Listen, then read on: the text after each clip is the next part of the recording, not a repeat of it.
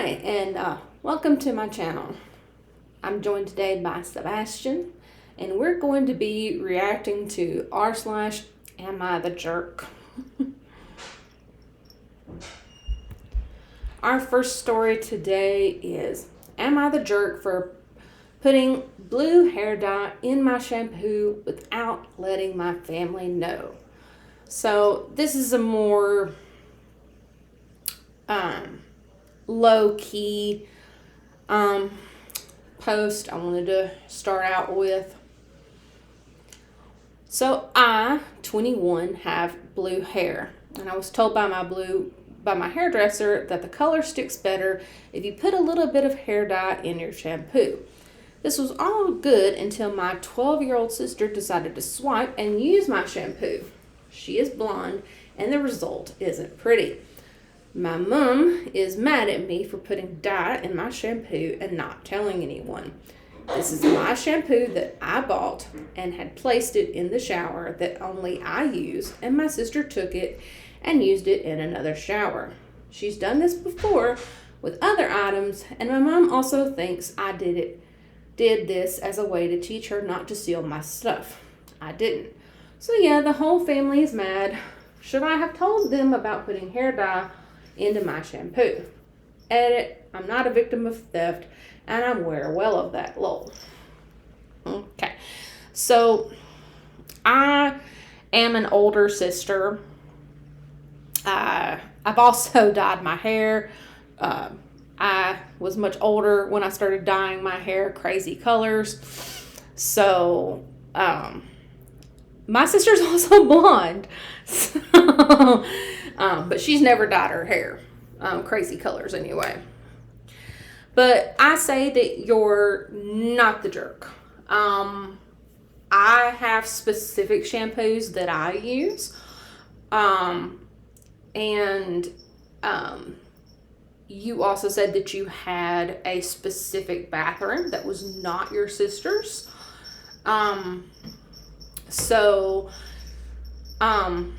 I don't think it was your responsibility to tell your family that that was your shampoo, and that it had hair dye in it necessarily. Your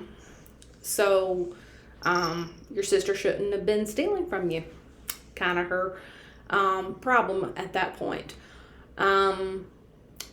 So yeah, that's my opinion.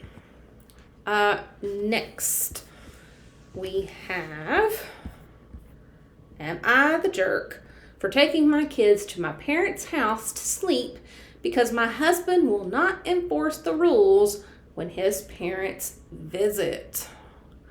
We live 3 blocks away from my parents, and they see our kids almost every day. My husband's parents live a couple of states away and only see the kids a few times a year. It's easy when we go to see them since we only visit when the kids are off school. But when they come to see us, it is at random intervals through the year. Not a problem, really. They're excellent grandparents, with one small exception. They think our rules go out the window when they visit. It's mean that we don't make the kids their favorite food every day. Why can't the kids watch TV with them before they do their chores and homework? Why do the kids have to be in bed so early?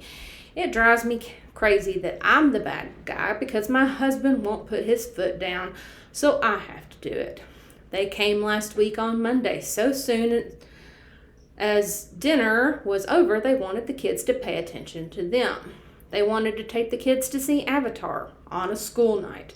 My husband allowed it. Last straw. I told him that he knew that throwing the kids off their schedule screwed me over. So I gave him the choice of either enforcing our rules or I would. He said he would take care of it. Second night, there was a hockey game. I told the kids to get their stuff. I took them and a change of clothes and their homework to my parents' house. My mom and dad will watch them and then take them to school in the morning. I went back home and they were waiting for me.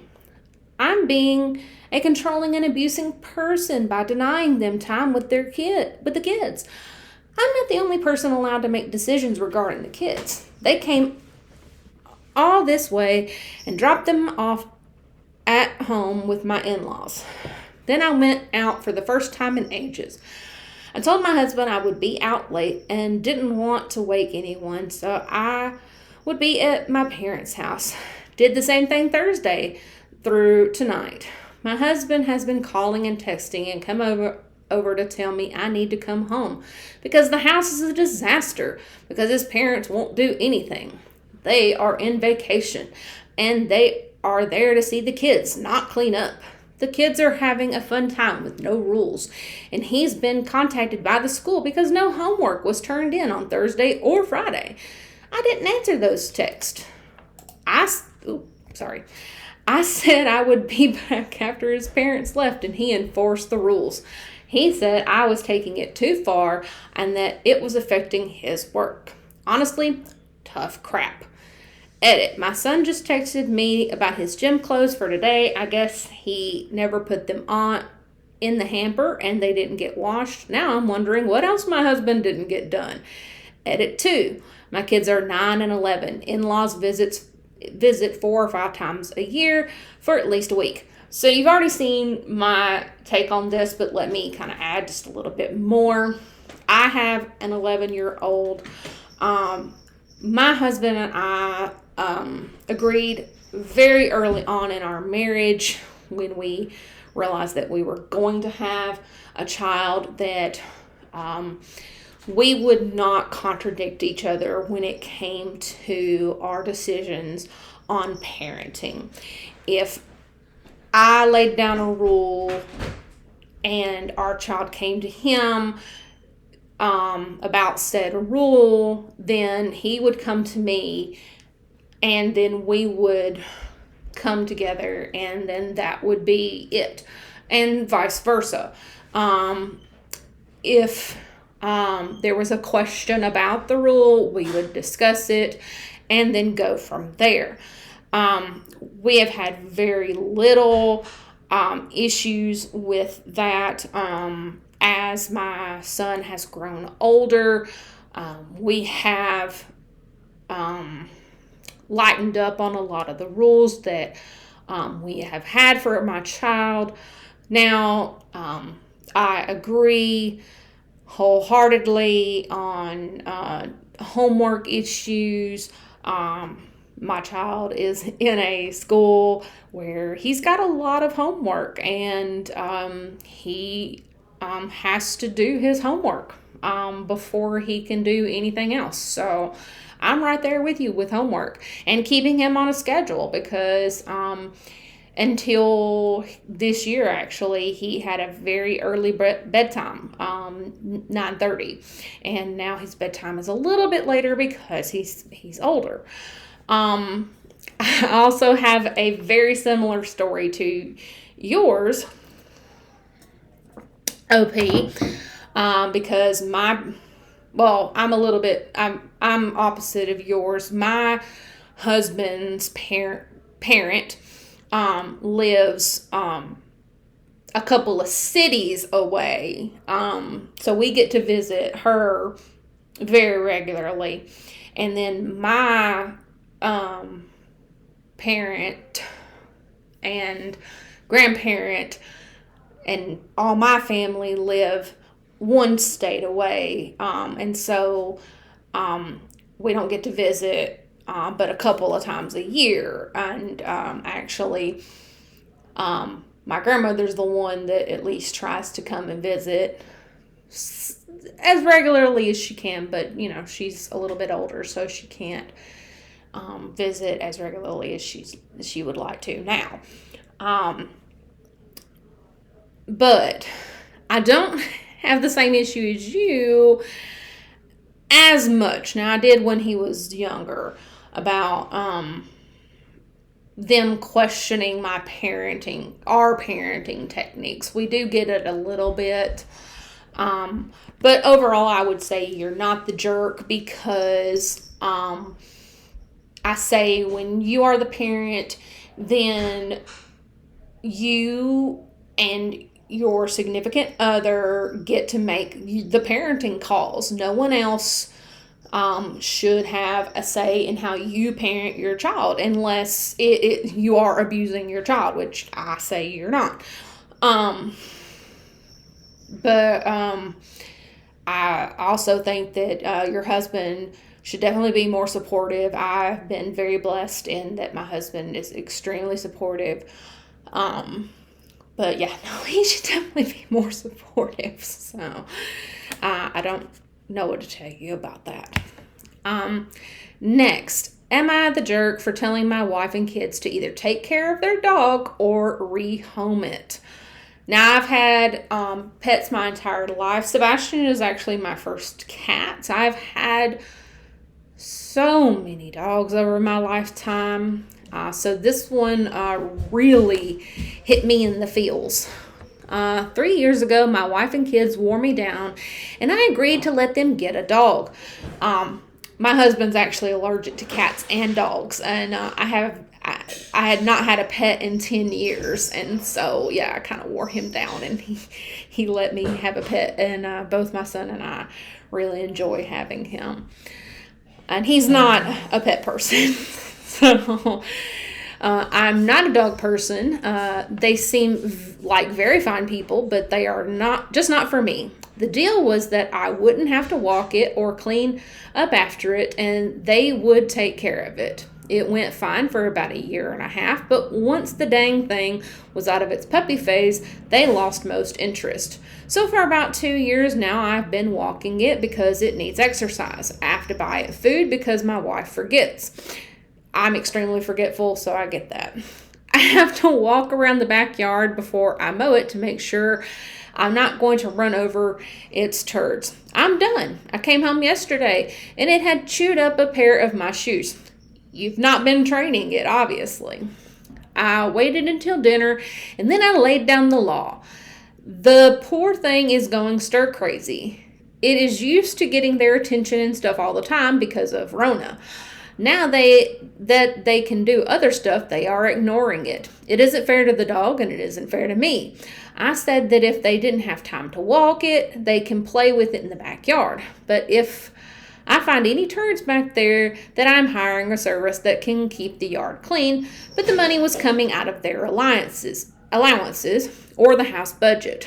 I said I wasn't buying any more food. If there was no food and the dog wasn't fed, I would be hiring someone to watch the dog, and once again, they would be paying for it. They got upset with me because the dog likes me, and it's obviously my dog.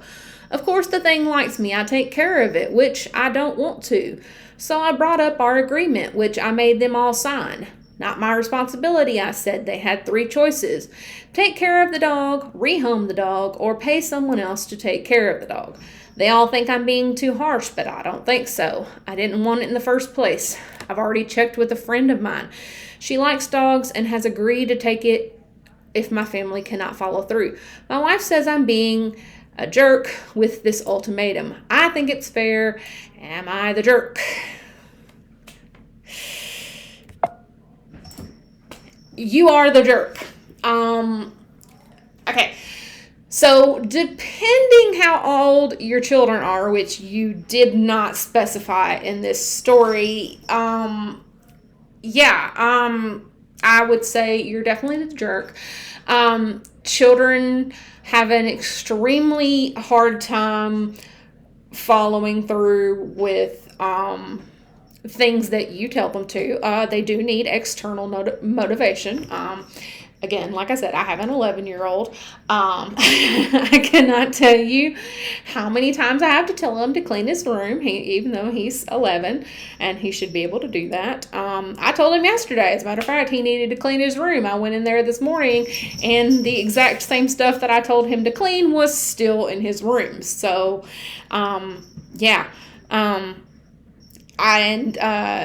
this still goes along with having a pet. It's extremely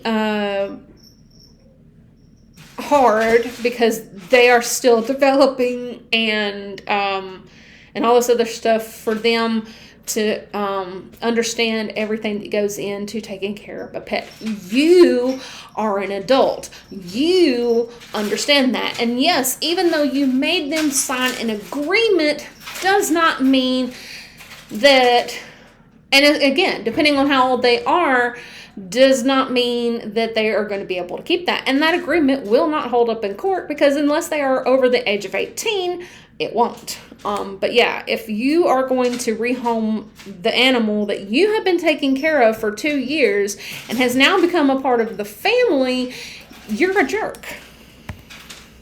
All right. Am I the jerk for changing my granddaughter's hair without her parents' permission?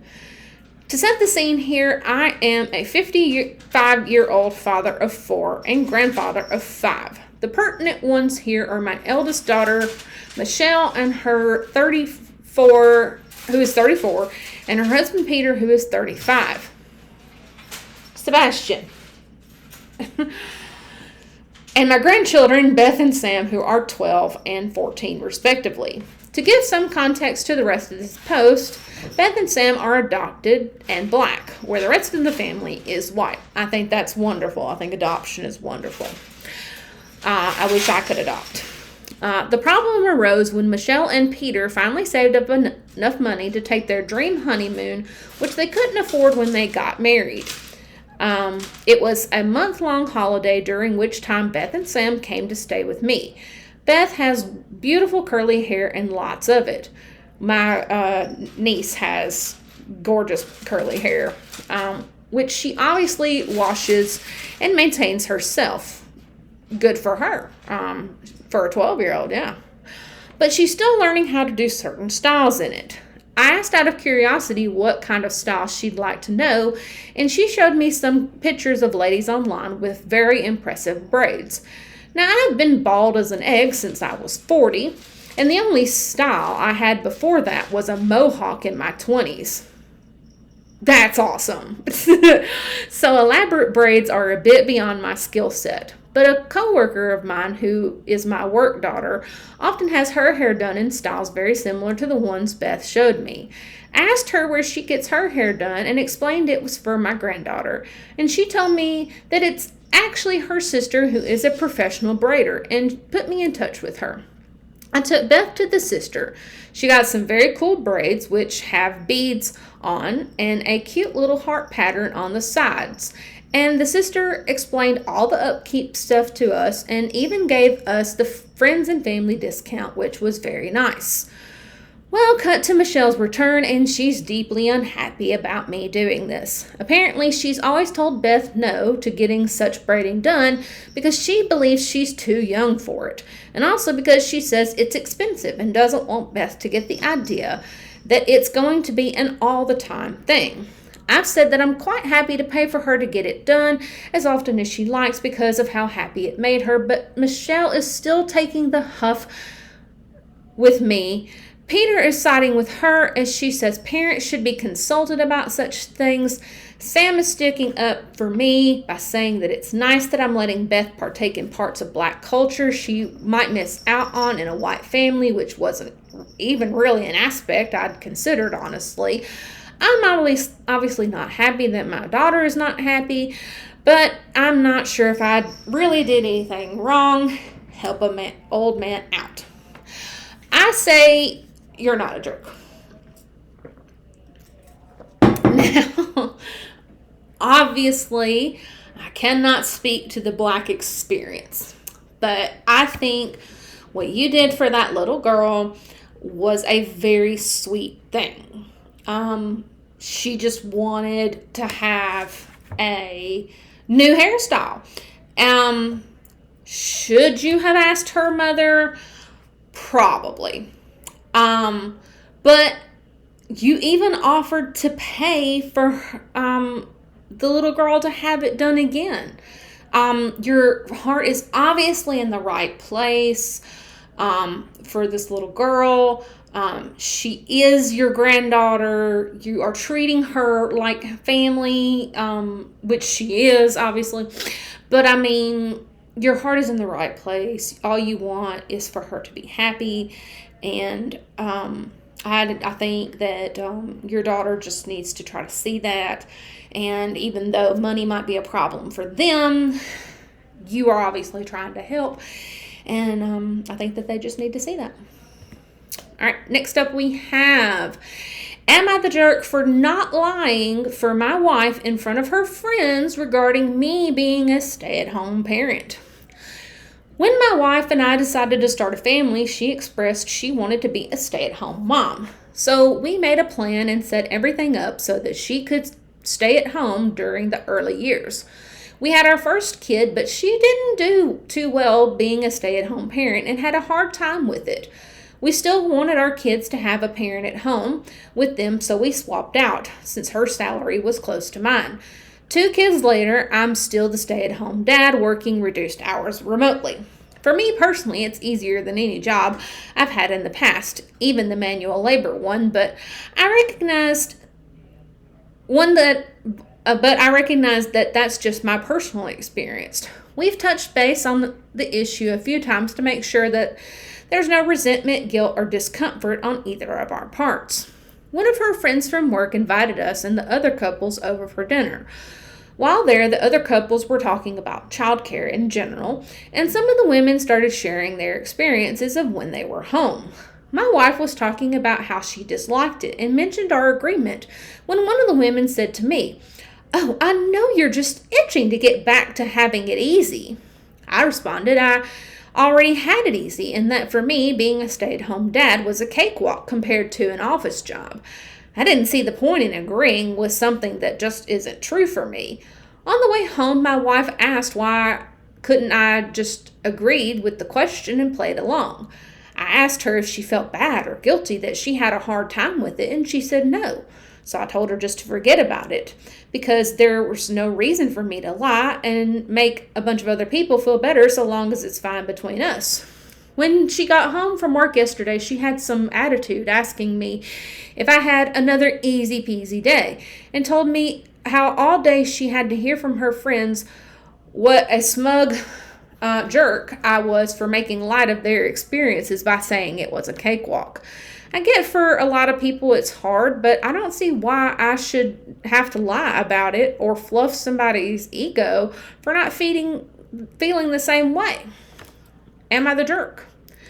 Additional info: the scheduling, making appointments, taking kids where they need to be, grocery lists, school stuff, making sure payments for bills come out, vehicle maintenance, organizing our date nights, finding babysitters, figuring out what needs to be done falls on me. She keeps track of dates important to her family. I keep track of dates important to us and my side of the family. I'm very detail oriented. I've done all that through our relationship. We do grocery shopping together on the weekend. All right. So it just so happens that I am the stay-at-home parent this year for my son who is doing online school this year.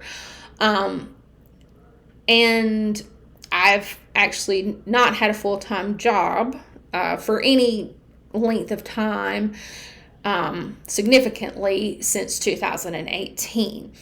So being a stay-at-home parent, I think is different for everyone. I think everyone has a different experience with it.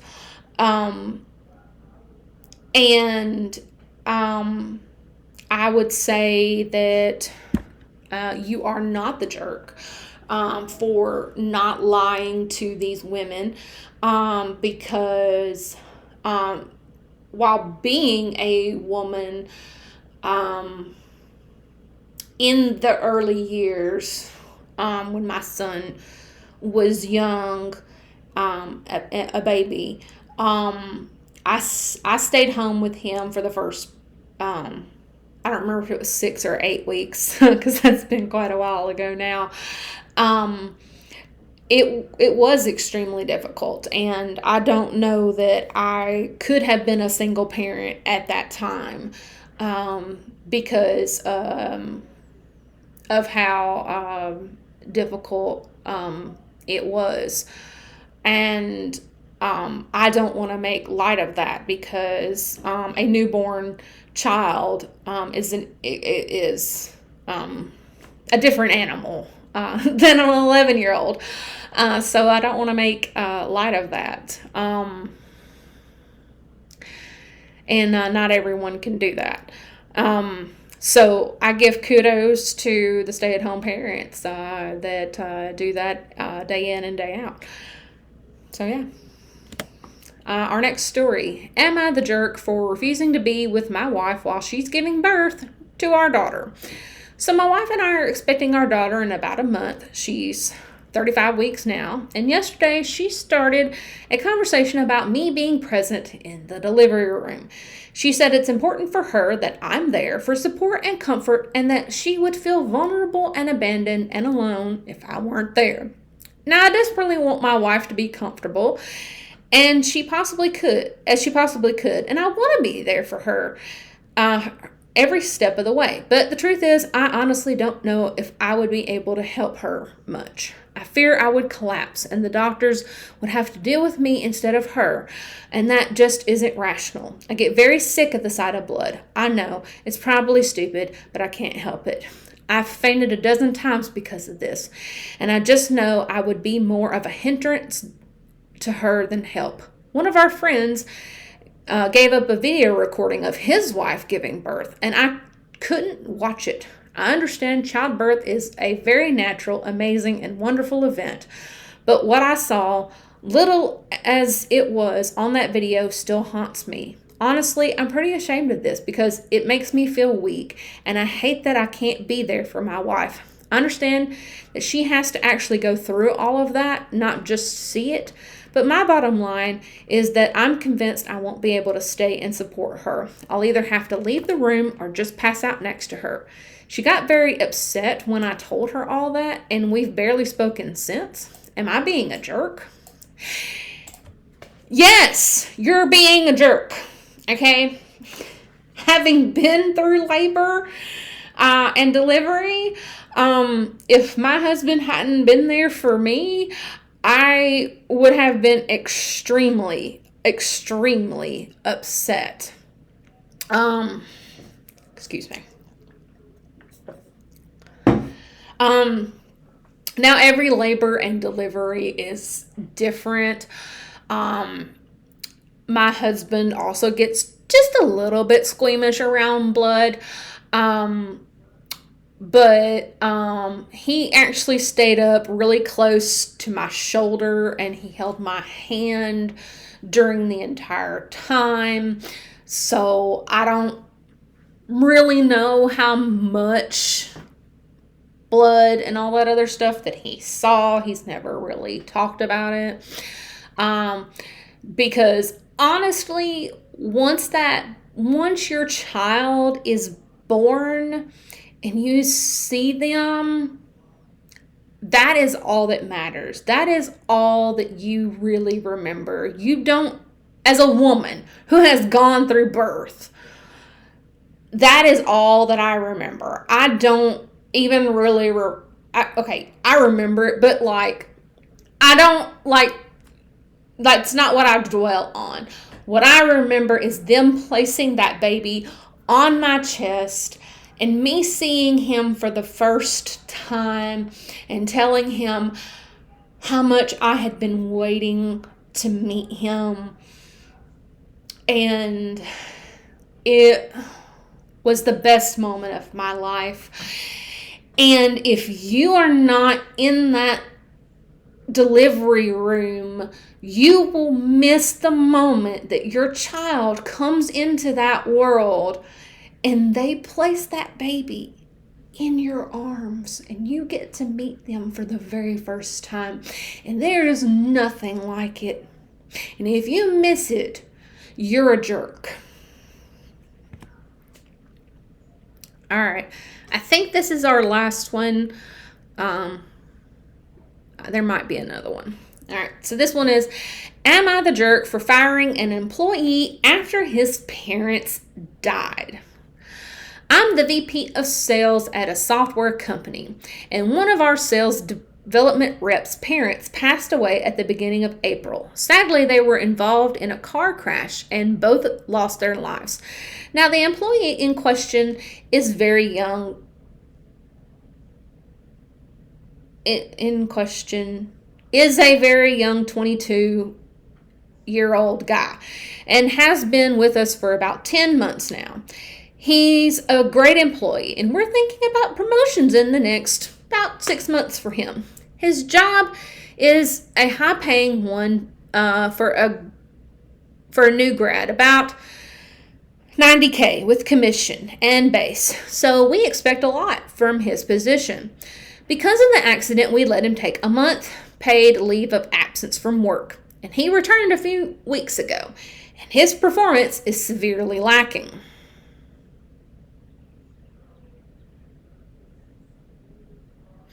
He's super unmotivated, not cold calling, outreaching to prospects for the last 2 to 3 weeks, enough since he's coming back. Our whole management team has noticed this, and we decided to let him go because we feel like he needed months and months to be able to produce again, and we can't just wait that long. We called him into a meeting on Friday afternoon and gave him the bad news. He was very calm and rude about us, told us to love ourselves, and got up and went to his desk, grabbed his few things, and left. I thought this was very, very unprofessional and extremely rude. I told my boyfriend about all this, and he said myself and my management team are a bunch of jerks and pricks with no hearts. Am I the jerk? Update. Holy crap, this blew up. I know this was bad of me now, and I reached out to him to see how he's holding up. He's staying at his girlfriend's place, and she's supporting him a lot right now. I offered to get my headhunter friend in touch with him when he's ready, and he accepted. Okay, so I'm glad that you know that you were the jerk, okay?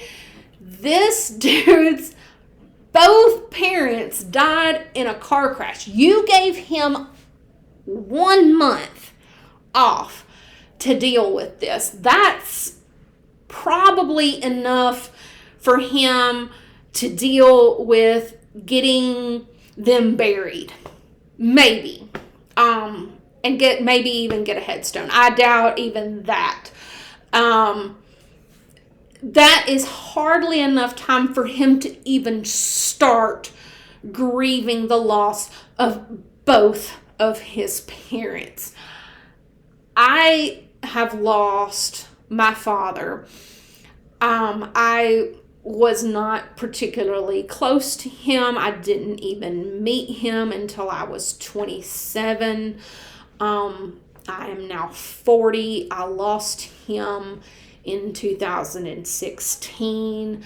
I'm not great with math, but those of you math people out there, you can probably do the math and figure out how old I probably was at that time. But even losing a parent that I was not close to,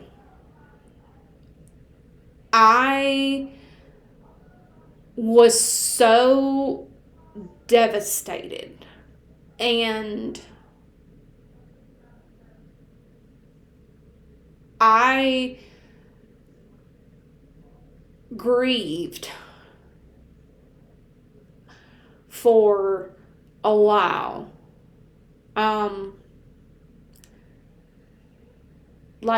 I don't even know what stages of grief I went through, or even for particularly how long, because the grief came out in different ways.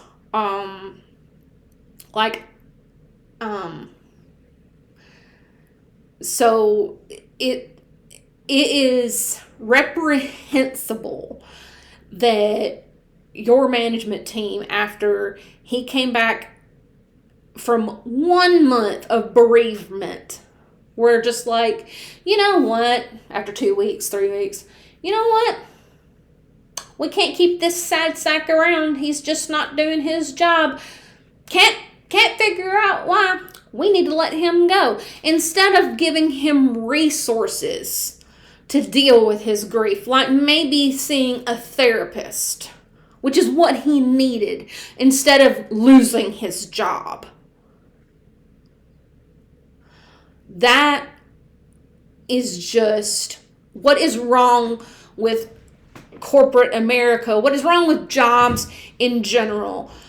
Bosses are so ready to look at their employee. It doesn't even matter what the job is, doesn't matter what sector of the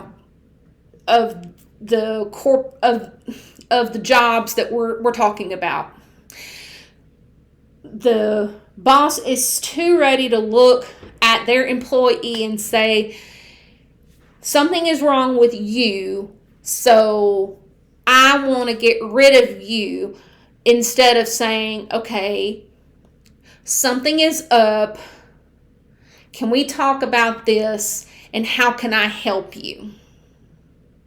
Too many are willing to do that instead of saying, too many are willing to say, I want to let you go, instead of how can I help you?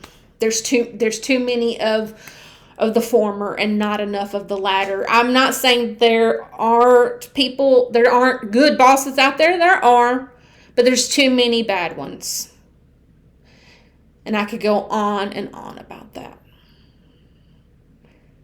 It's sad. But that's enough of Are You the Jerk? I hope you enjoyed that video. Peace.